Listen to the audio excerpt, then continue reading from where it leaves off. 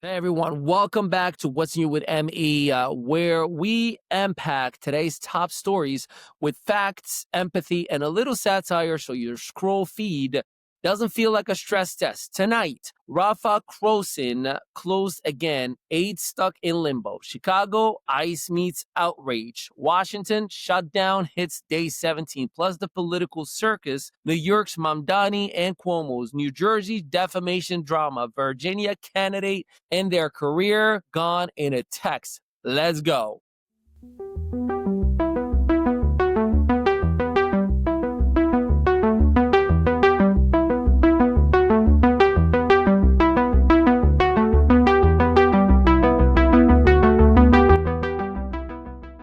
We start in Gaza. The Rafah crossing remains closed, and thousands are still waiting for food, medicine, and a glimpse of safety. Here are the facts. Israel says preparations are underway to reopen the Rafah gate with Egypt, but surprise, no date yet. Israel blames Hamas for delaying the return of hostage remains. Hamas says it's digging through rubble to find them. So far, 2 more hostages have been identified by Israel, bringing the total to 9 in recent returns. In response, Israel released about 2,000 Palestinian detainees and returned 30 Palestinian bodies to Gaza authorities, many reportedly showing signs of mistreatment.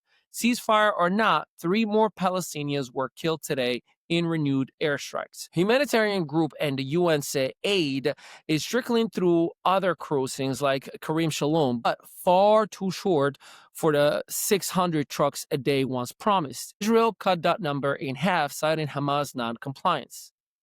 Hashtags Open Rafah Now and hashtag No More Delays are trending across X and TikTok as Gazans live stream ration lines and hospital blackouts. Israeli families of hostages are furious, demanding more transparency from Netanyahu's government. And on both sides, regular people, not politicians, are pleading for something as simple as basic humanity. When the world's most fortified borders can't move compassion as fast as paperwork, we've lost the plot. Meanwhile, in Chicago, Operation Midway Blitz sounds like a movie, except it's ICE agents in riot gear, Marvel heroes. ICE and DHS launched a crackdown in early September targeting undocumented residents in sanctuary cities. So far, more than 1,500 arrests, some reportedly outside Illinois. Footage shows tear gas and scuffles outside federal facilities in Broadview. A federal judge, Sarah Ellis, ordered agents to wear body cameras after reports of excessive force and an unmarked arrest. Illinois Governor J.B. Pritzker and Chicago Mayor Brandon Johnson say they weren't warned in advance, calling this raid militarized chaos. On the ground, parents say teens were shoved. Others say they were cuffed just for filming.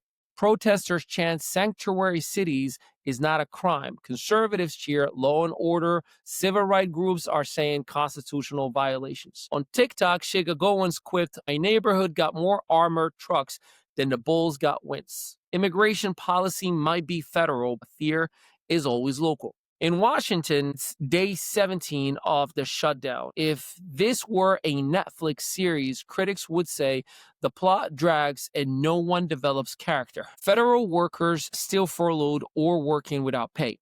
Permits, benefits, and contract delays. Air traffic controllers and national parks running on fumes. Lawmakers trading blame on cable news instead of solutions. Hashtag pay them now and hashtag end the shutdown trend on X and on LinkedIn. Government workers post heartbreaking threads. I served 20 years, but now I'm door dashing to survive. Gen Z TikTokers post skits calling their unpaid days unofficial mental health retreat. Memes compare Congress to a broken vending machines. Money in, nothing out. Now, behind every headline about shutdown negotiations are real families watching savings evaporate. That's not politics, that's pain in slow motion. Now to New York, where the mayoral race is getting so spicy you could bottle it and sell it in Brooklyn. Front runner Zohran Mamdani, the progressive socialist assemblyman, is leading, but his margin is shrinking as former governor Andrew Cuomo climbs in polls. President Trump calls Mamdani a communist and threatened to cut federal funds or send the National Guard if he wins. Mamdani calls that fear-mongering from the 1950s in 4K resolution. He would be one of New York's youngest mayors ever, running on housing, justice, and police reform. Now, social reactions are split. Some call him the future of New York. Other, too radical for Wall Street. Memes show Cuomo and Mamdani boxing in a subway car with a caption, "Battle for the Metro Cart." If New York politics were a Broadway show, this would be Hamilton 2. The rent is still too damn high. Across the river, in my New Jersey, Republican candidate Jack Ciattarelli plans to sue Congresswoman Mickey Sherrill for defamation. So here's what happened. During a debate, Sherrill implied that Ciattarelli's past business ventures were linked to the opioid crisis. His team called it inflammatory, irresponsible, and actionable. They filed notice to intend to sue.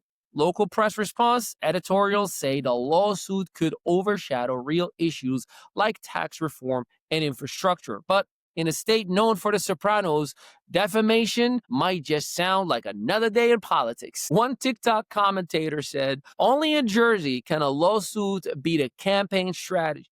But at the heart of it, opioids did destroy communities.